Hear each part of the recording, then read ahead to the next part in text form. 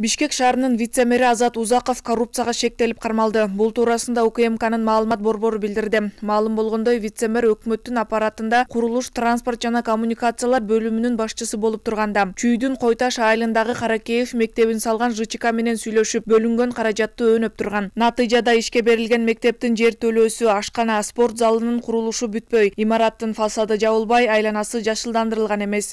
Такталган маалымат боюнча тендердик мыйзамдардын талаптары жана курулуш нормалары бузулуп, натыйжада объекти жасалмай ишке берилген. Жыйынтыгында мамлекеттик бюджетке 10 миллион сомдук зыян келтирилген. Тактап айтканда, мектептин жер төлөөсү, ашкана, спорт залынын курулушу бүтпөй, имараттын фасады жасалбай, айланасы жашылдандырылган эмес. Ошондой эле коопсуздук системасы электр менен камсыздоо иштери бүтпөй калган. Мындан улам атайын кызмат учурда бюджеттен, гранттардын жана донорлордун каражатынын эсебинен курулган бардык мектептерди текшерип жатканын билдирди. Андыктан жарандар аткаминерлерди билимдин уясы болгон мектептерди курууда коррупциялык жолго барбоого чакырышууда. Белгилүү болгондой, Бишкек шаарынын капиталды курулуш башкармалыгы иши толугу менен токтоп турган борбордогу номер 5 жана 76 мектепти реконструкциялоого тендер жарыялады. Ал мамлекеттик бюджеттин эсебинен жүргүзүлөт. Шарт боюнча тендерден уткан компания мектептердин дубалдарында кеткен жаракаларды калыбына келтирип, заманбап курулуштун талабы менен тапшырышы керек. Тендердин жыйынтыгы 28 февралдан кийин белгилүү болот. Быйылкы жылга толук тендер жарыяладык. Буюрса ошол 2 мектепти быйылкы жыл ишке киргизүүгө аракет кылабыз. Мисалы 13 мектепти оңдоп түзөө үчүн сметалык эсеби 98 миллион болгон, 76-ныкы 110 миллион сом. Мындан сырткары 6 мектепке кошумча корпустарды куруу пландалып жатканын билдирди. Ал эми биз номер 76 мектептин абалы менен таанышканы барганда, мектепте шайлоо УИКнин 2 кызматкеринен башка эч ким жок экен. Школ боюнча ала алдыгымыз да. Ким бар?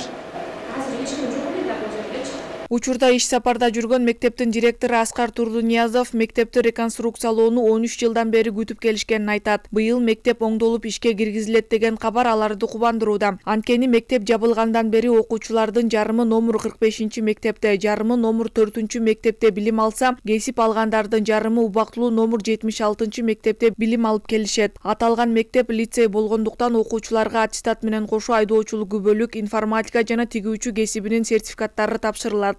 Мектеп өзү 360 орунга ылайыкташтырылган. Бизде 1200 чейин бала болчу, анан жабылганга байланыштуу азыр менде 554 бала окуйт. Көп кабыл албай атам да, потому что биз өзүбүз квартирант болуп жүрөбүз көрүнгөн мектептерде.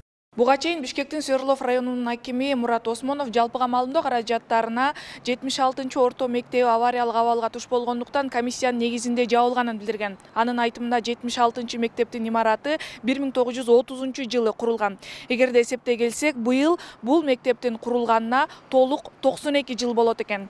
Мектептин эскилиги жетип, салынганына бир кылым болгону менен техникалык экспертизанын корутундусунда дубалынын калыңдыгы 70 см, фундаментинин тереңдиги 2,5 метр экени аныкталган. Мындан улам капиталдык ремонт кылып, реконструкциялоо сунушталган. Анткени менен мектептен билим алып келген окуучулар мектептин кайра ишке кирүүсүн чыдамсыздык менен күтүп жатышканын билдиришти. Мектеп ошо эртерээк ачылса деп сурап атабыз, анткени бул мектеп эскирип калды. Мурдакы 1900 жылдан бери ачылып жүрөт, 36 жылдан бери анан эскирип калды. Ошо жаңы мектепте окусак жакшы болмок.